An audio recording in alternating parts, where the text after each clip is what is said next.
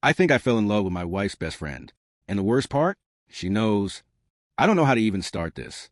I've written and deleted these lines maybe 10 times, trying to sound less like a terrible person. But no matter how I phrase it, it always comes back to the same ugly truth. I caught feelings for the one person I should have never even looked at that way. I'm 32. My wife, Emily, is 30. We've been married for 5 years, together for 8.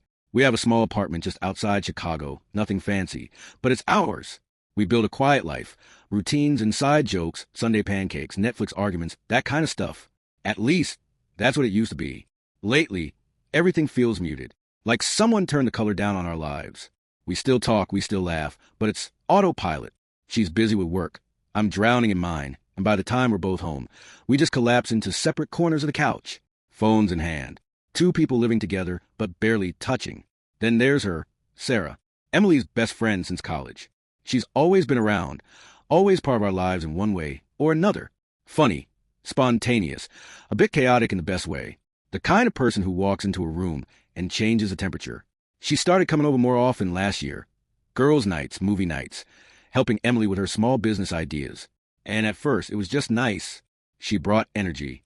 She made Emily laugh again. She made me laugh again. I remember one night, pizza boxes on the coffee table, wine glasses half full. Emily went to take a shower, and it was just me and Sarah on the couch.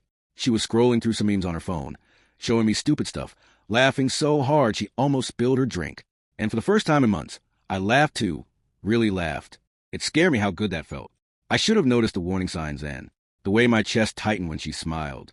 The way I replayed her jokes in my head later that night. The way I started waiting for her visits without even realizing it.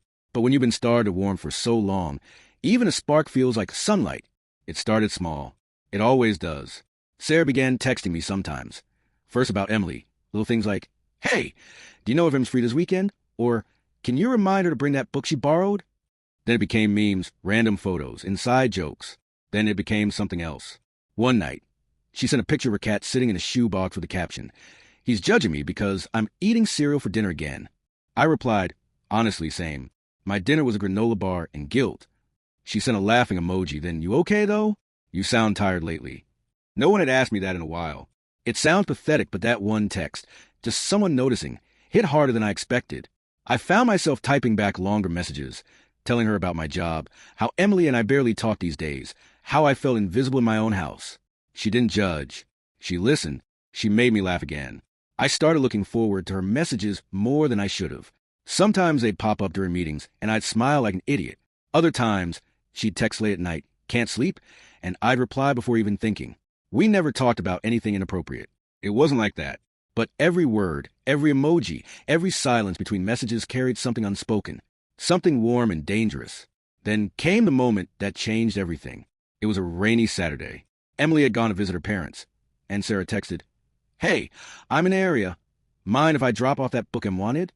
I said sure. She showed up soaked from the rain, hair clinging to her cheeks, wearing a hoodie and jeans. I offered her a towel, then coffee. We sat at the kitchen table, steam curling between us. We talked for hours about nothing and everything. Work, movies, life. She told me she'd been feeling lonely lately, that her last relationship ended because he never really saw me. I remember thinking, God, I know exactly what that feels like. At one point, she laughed at something I said, leaned forward, and for a second, her hand brushed mine. Just a light touch. Barely anything. But my pulse went insane. She froze, looked at me, and there was something in her eyes, guilt, curiosity, something electric. Then she smiled softly and pulled her hand back. "Guess I should go," she said. "Yeah," I replied. "Probably." When she left, I just sat there, staring at the empty coffee cup she'd been holding. My hands were shaking. I told myself it meant nothing. But that night, I dreamed about her. After that day, something shifted. We didn't talk about the moment in the kitchen. Not directly, but it lingered in every message, every pause, every glance when she came by. At first, I tried to create distance. I muted her notifications, told myself I needed space. I even promised Emily I'd spend more time with her. We watched a movie together that night. But halfway through, she fell asleep on the couch. I sat there, staring at her, feeling nothing I was supposed to feel. When I checked my phone, there was a new message from Sarah. "Can't sleep? Guess I'm addicted to rainstorms and overthinking." I typed and deleted my reply 3 times before sending. You and me both. That became our pattern. Late night texts about nothing and everything. We'd talk about music, our fears, stupid stories from college. She'd send voice notes sometimes. Quiet, tired laughter at 1 a.m. I started saving them without realizing why. One night, she asked, "Do you ever feel like you're living next to your own life instead of in it?" I didn't know how to answer, but she already knew. We started meeting by accident. She'd stop by to return something of Emily's. I'd offer her coffee. The conversations got deeper, heavier. She asked about my marriage. Gently, carefully, I told her the truth. That Emily and I hadn't been close in months. That every touch between us felt rehearsed. That I didn't remember the last time she looked at me like she used to. Sarah didn't say anything for a while. Then she whispered, "You deserve to be seen." It was such a simple thing, but it broke me. From that point, we both knew we were standing on a line we shouldn't cross. Still, we didn't step back. At Emily's birthday party, I caught Sarah looking at me across the room. Just one look.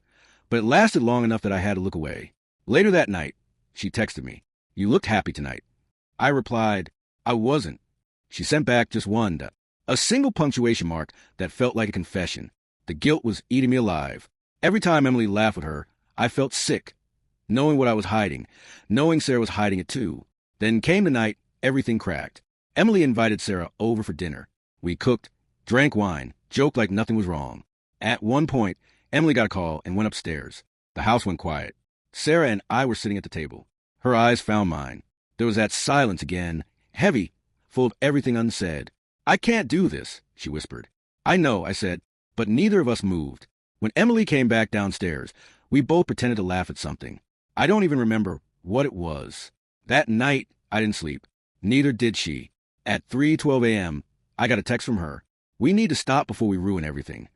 I stared at it for a long time and replied, "I think we already did." It happened on a Sunday morning, the kind of morning that's too peaceful for what's about to come. Emily was sitting at the kitchen table, hands around her coffee mug. She didn't look at me when I walked in. I knew something was wrong. There was a kind of stillness in her that felt louder than shouting. "Can we talk?" she asked. My stomach dropped. Those 3 words never mean anything good. She didn't accuse me right away. She just started with small things. How distant I'd been. How I'd been on my phone more than usual.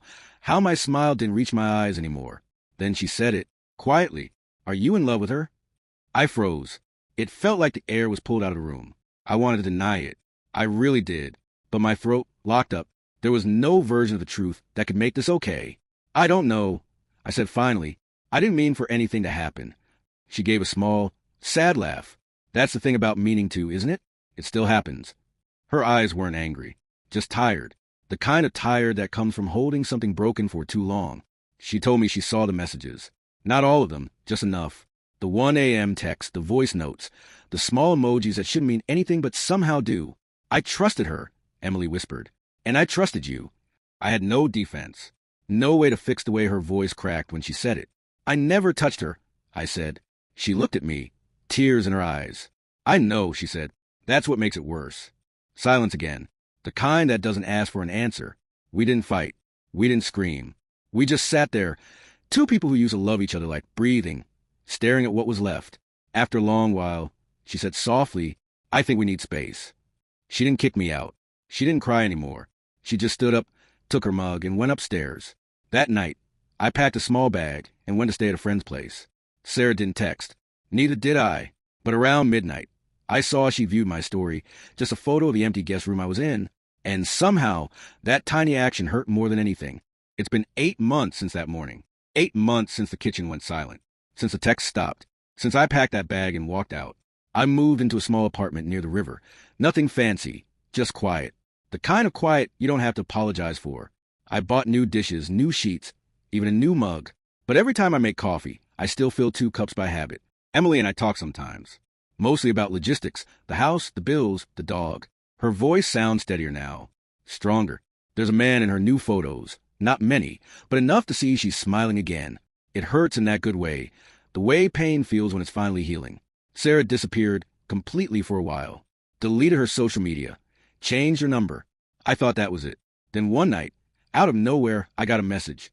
"I hope you're okay." That was all it said. I stared at it for almost an hour before replying. I'm getting there. No hearts, no closure, no second chances. Just 2 people saying goodbye in the quietest way possible. Sometimes I still replay everything. The looks, the messages, the late-night talks. I wonder if it was really love, or just two lonely people finding warmth in the wrong place. I've learned something, though. You don't have to cheat to break someone's heart. You just have to give the part of yourself that was promised to someone else. Now, when I walk by the river, I see couples holding hands. I don't feel jealous anymore, just grateful that, for a while, I knew what it felt like to be seen, to be understood, even if it came at a cost. I think about Sarah sometimes, not with longing, but with softness. And about Emily, the way she used to laugh, the way she tried to love me even when I was already half gone. Maybe I didn't fall in love with Sarah. Maybe I just missed being alive. But now I know, if you ever forget to choose a person you love, you'll wake up one day realizing they stopped choosing you too. I'm learning to live with that, one quiet morning at a time.